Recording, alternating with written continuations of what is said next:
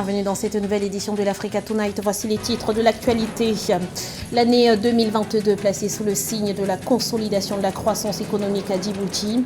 Dans son message de vœux à la nation, le président Ismaïl Omar Guelleh a annoncé plusieurs réformes en ce sens. On fait le point dans ce journal. Les projecteurs sont braqués depuis le 2 janvier sur la ville aux Trois Noms à l'occasion du Festival international de Porto Novo. Festival qui met en scène cette année plus de 200 artistes. Et puis la sélection marocaine est arrivée en terre camerounaise ce 2 janvier pour la Coupe d'Afrique des Nations. Placés dans le groupe C, les hommes de Vahid Halilhodžić débuteront la compétition le 10 janvier face au Ghana. Mais tout d'abord, l'important dispositif sécuritaire n'a pas dissuadé les contestataires. Des centaines de Soudanais étaient à nouveau dans les rues ce 4 janvier à l'appel de l'Association des professionnels soudanais, fer de lance de la révolte contre Omar el-Béchir déchu en 2019. Une mobilisation importante qui intervient 2 jours après la démission du Premier ministre civil Abdallah Hamdok. Les manifestants réclament un retour du pouvoir aux civils et entendent poursuivre leur mouvement jusqu'à obtenir gain de cause. Il faut dire que les militaires sont désormais seuls aux commandes dans le pays. Une situation qui fait craindre un retour à un régime autoritaire. Nouvelle année, nouvelle dynamique à Djibouti. Le président Ismaïl Omar Guelleh assure que 2022 sera une année de consolidation de la croissance. Dans son message de vœux à la nation, il s'est engagé à rendre l'économie nationale plus performante et plus résiliente. Les détails avec Philomène Tina. À l'occasion de son adresse à la nation à la veille du Nouvel An, le chef de l'État djiboutien a estimé que son pays a renoué avec l'émergence en 2021. À en croire Ismaïl Omar Guelleh, les perspectives de croissance ont été soutenues par les performances des activités portuaires. En 2021, la Banque mondiale a classé Djibouti premier port africain et 61e au niveau mondial, dans un contexte de crise sanitaire due à la pandémie de Covid-19. Grâce à notre foi, nous ne départirons jamais de notre optimisme. C'est cet optimisme qui a permis à notre pays de renouer avec le développement et la croissance. Nos ports ont su s'imposer dans la compétition mondiale en matière logistique et maritime comme une référence de par leur situation stratégique et leur savoir-faire.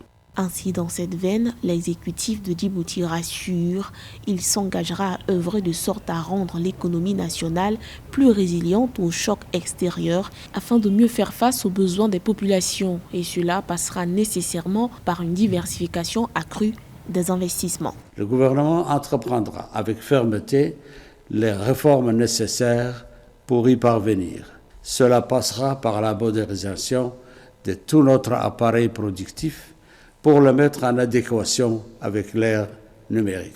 Une meilleure mobilisation des ressources domestiques et une modernisation de la gestion publique ayant pour objectif de s'assurer une valorisation optimale de la dépense publique seront rapidement entreprises.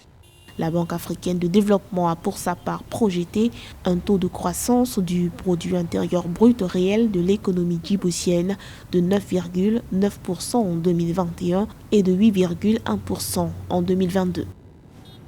Même ère de nouveautés au Bénin. Dans son message de vœux à la nation, le président Patrice Talon a annoncé la mise en œuvre de nouvelles réformes et notamment la mise en place d'un programme d'action gouvernementale. Un programme qui vise à mobiliser près de 20,5 milliards de dollars pour une transformation économique et sociale du pays. Les détails avec Ange Bijou-Nomenio. L'année 2022 a démarré au Bénin avec de nouvelles réformes. Dans son discours prononcé à la veille du Nouvel An, dans lequel il présentait ses vœux, le président Patrice Talon a déroulé une part importante des ambitions de l'État. De façon concrète, les Béninois devraient voir la mise en œuvre du programme d'action gouvernementale validé le 15 décembre 2021. Ce programme vise à mobiliser pour les 5 prochaines années un peu plus de 20,5 milliards de dollars. Objectif, booster la transformation économique et sociale du pays. La mise en œuvre du programme d'action du gouvernement 2021-2026 que nous venons d'approuver obéira au même sens de la méthode, de l'organisation et de la rigueur, de sorte qu'avec le travail mieux fait et le sérieux de chacun, 2022 soit meilleur que 2021. Les différentes réformes prendront particulièrement en compte la situation des petites et moyennes entreprises dans le cadre de la relance post-Covid-19. D'après les prévisions de la Banque africaine de développement, la maîtrise de la Covid-19 devra permettre au Bénin d'atteindre un taux de croissance de 6,5% en 2022. L'État sera davantage solidaire à l'endroit de chacun. Et c'est déjà à ce titre que 20 milliards de francs CFA environ sont en cours de répartition à un grand nombre de nos petites et moyennes entreprises, formelles et informelles, ainsi qu'à leur personnel, pour atténuer les impacts économiques de la pandémie. Avant la présentation des vœux à la nation, le président Patrice Talon avait prononcé un discours sur l'état de la nation. Les points forts de ce discours ont été la lutte contre la Covid-19, la lutte contre le terrorisme. En effet, les forces armées béninoises ont subi en l'intervalle de 48 heures, à la fin novembre 2021, les premières attaques terroristes de l'histoire du Bénin. Dans l'actualité également, lancement du collectif des partis politiques en Guinée, une coalition d'une centaine de formations dont l'objectif de participer activement à la réussite de la transition en accord avec la junte militaire. Concrètement, le CPP prévoit de présenter une position commune aux dirigeants actuels, une position commune en ce qui concerne la durée de la transition et donc le calendrier d'un retour des civils à la tête du pays. La plateforme annonce également des suggestions concernant le code électoral et l'organe de gestion des élections.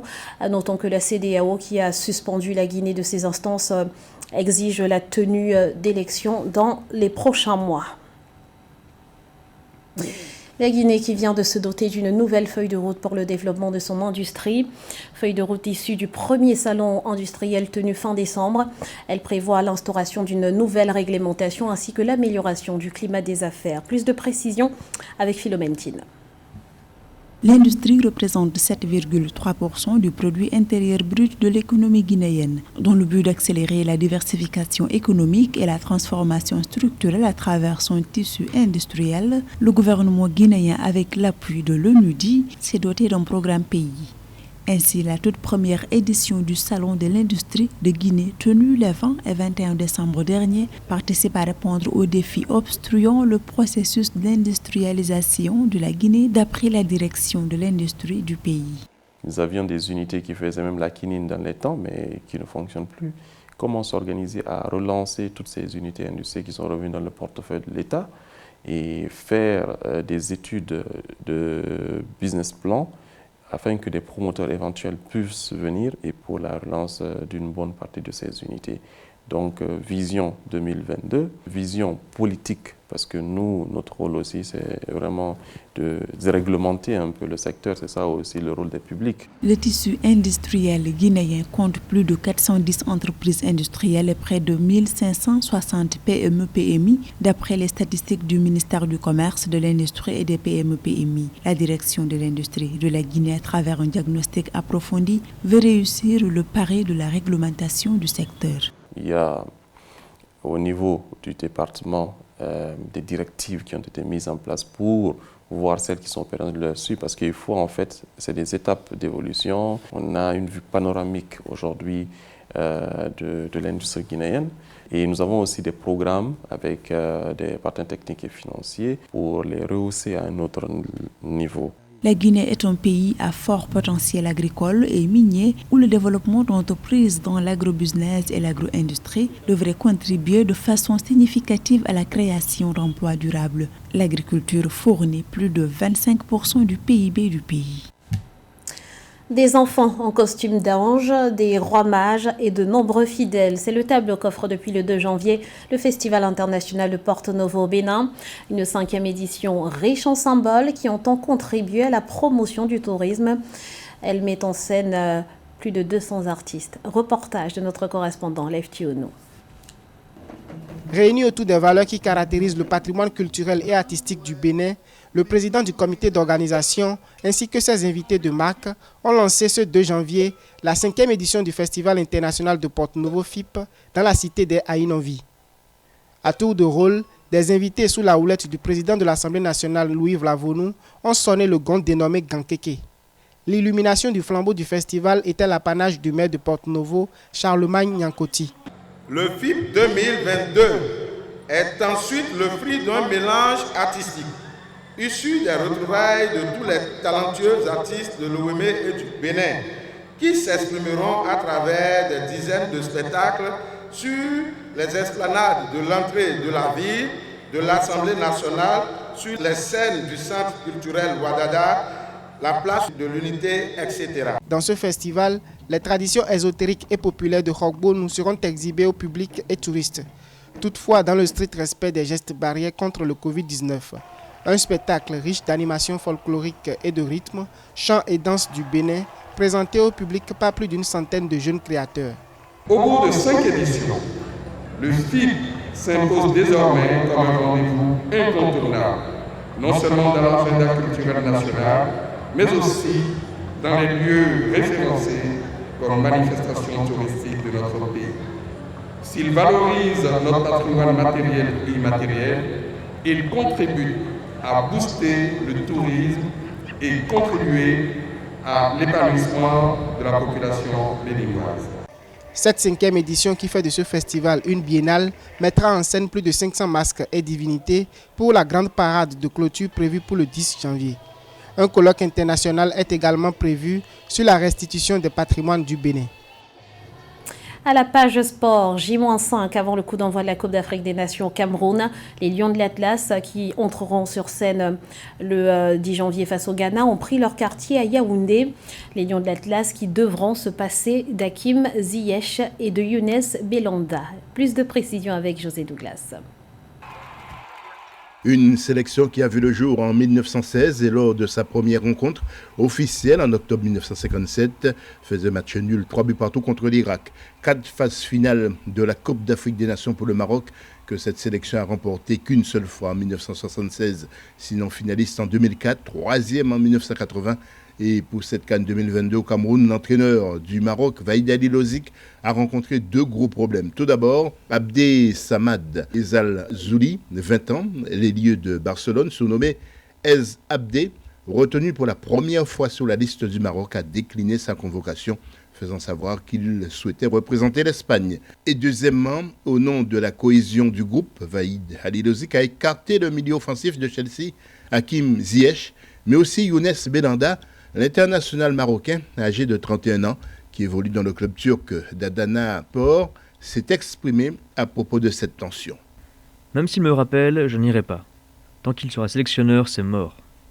Il y a eu une cassure. Il ne m'a pas respecté alors que sportivement, mes performances en club étaient bonnes. En plus, j'ai fait 12 ans en sélection nationale. Je suis là depuis le début.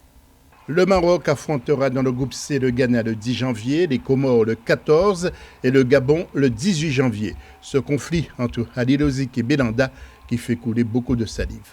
Vaïd Halilozic qui est en conflit avec un certain nombre de joueurs de cette sélection-là. On pense à Nousser Mazraoui, vraiment le super joueur de l'Ajax Amsterdam, qui va probablement d'ailleurs signer au Barça là, sur le mercato hivernal. Donc très bon joueur, pareil en conflit avec Vaïd. Voilà. Vaïd veut des joueurs sur lesquels il a la main et avec qui ne contesteront pas certains de ses choix tactiques notamment et sur le travail foncier. Le Maroc a modifié son équipe et on retrouve le gardien Yassine Bounou de Séville.